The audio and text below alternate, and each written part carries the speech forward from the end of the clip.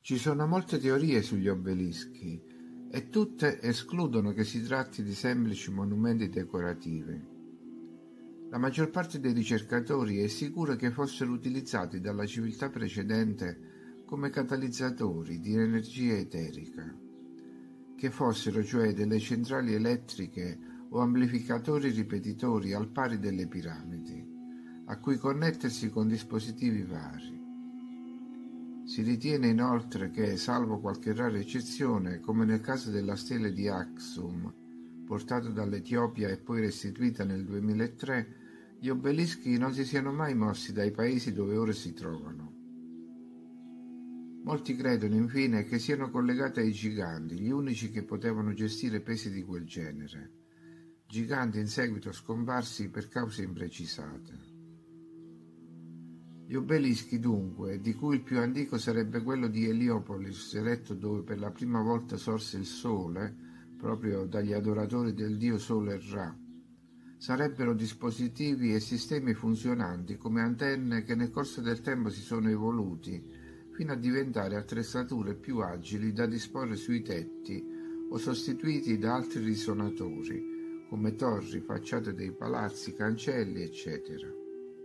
Naturalmente c'è chi si spinge molto oltre e vede queste importanti presenze sotto un'altra luce, per esempio come irradiatori di energia terrena positiva scaturita dalle spoglie degli eroi sepolti sotto di loro. La stessa funzione a cui assolvevano le colonne, che in genere hanno una figura sulla parte superiore con una corona di alloro o un altro dispensatore, diffusore di energia.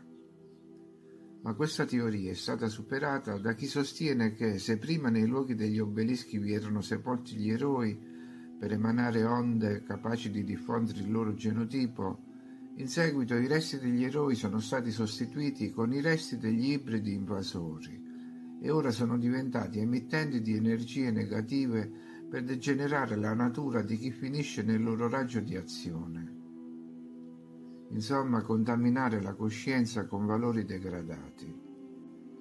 E per questo li troviamo nei luoghi del potere, da cui forse gli adoratori del sole non sono mai scomparsi. Non sfugge infatti che questi monumenti vengano riprodotti e riproposti in contesti molto significativi, come il Louvre di Parigi, dove abbiamo una piramide, o a Washington, dove si trova un enorme obelisco. Recentemente poi una intera città, Astana, la capitale del Kazakistan, è stata ornata da costruzioni che richiamano edifici antichi. E l'anagramma del nome Astana non è per nulla rassicurante. Quindi la prima teoria, che cioè fossero solo condensatori di energia eterica, potrebbe essere rivista. Detto tutto questo per dovere di cronaca, vediamo come l'argomento viene trattato e quali sono le storie legate alla loro presenza in vari luoghi della Terra. A tale proposito possiamo parlare di storie nelle storie. Innanzitutto si dice che la parola obelisco significhi spiedino, ma c'è chi interpreta diversamente la parola greca obelos e preferisce parlare di spade. Gli obelischi vengono descritti come monumenti commemorativi o celebrativi originari dell'Egitto e in parte dell'Etiopia. Si tratta di monoliti di granito di punta piramidale, la quale è spesso avvolta in lamine di rame o di elettro, una lega di oro e argento, ufficialmente per poter brillare. Molti degli obelischi in Italia presentano in cima delle strutture di ferro lavorato, croci e stemmi, assenti in quelli egiziani. Si ha notizia di 27 obelischi egiziani e 2 etiopici, risalenti a 4-5 mila anni fa. Per quanto riguarda gli obelischi di Aksum in Etiopia, pare che siano molti di più, secondo alcuni almeno 200. Si è anche ipotizzato che quel luogo fosse una fabbrica di obelischi, che si ottenevano ammorbidendo la roccia fino a farla diventare malleabile come la creta. Degli obelischi egiziani 15 si trovano in Italia. A Roma abbiamo il Lateranense, il più alto, di 32 metri, rinvenuto al circo massimo a 7 metri di profondità. Quello in Vaticano, 25 metri, a Piazza del Popolo di 24 metri, a Montecitorio 21 metri a Piazza Navona di 17 metri, davanti al Pantheon 6 metri, a Piazza Minerva di 5. Gli altri si trovano a Firenze, Catania, Urbino e Benevento. All'estero ci sono a Istanbul, Ars, Monaco di Baviera, Durham, fino in Russia. Infatti c'è un obelisco a Nizhny Novgorod, uno davanti al Ministero degli Affari Esteri a Mosca e c'è il CESMA a Gatchina. Ma i tre più famosi sono quelli soprannominati gli aghi di Cleopatra.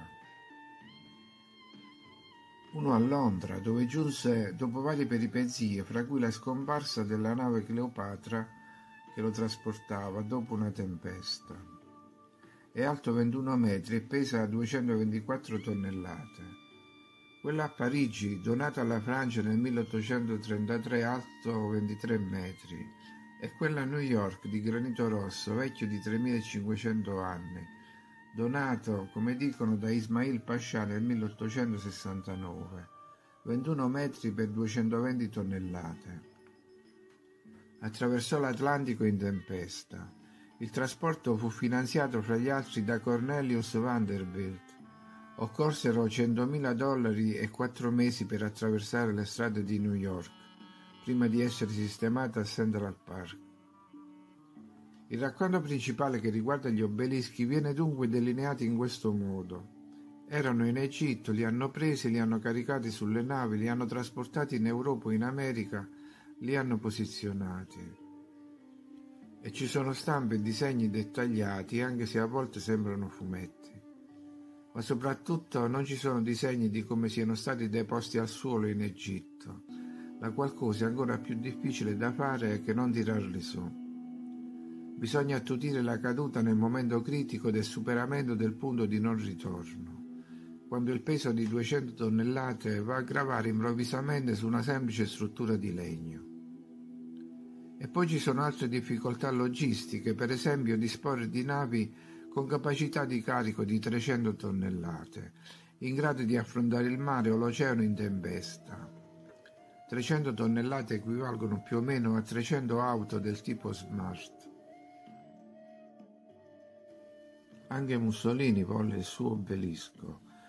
Questo filmato mostra le difficoltà nel trasporto da Carrara a Roma.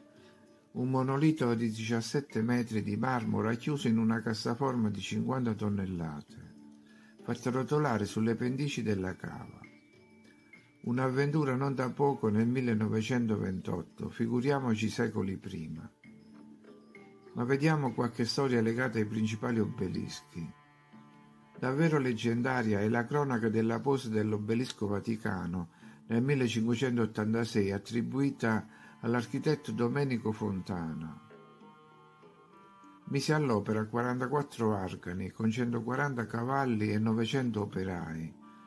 Fece mettere un'ordinanza con la pena di morte per chiunque avesse fatto rumore nella piazza durante i mesi di lavoro.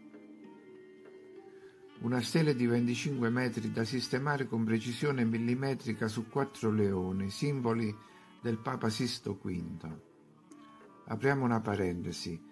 Chissà dove erano stati forgiati leoni capaci di sostenere 327 tonnellate.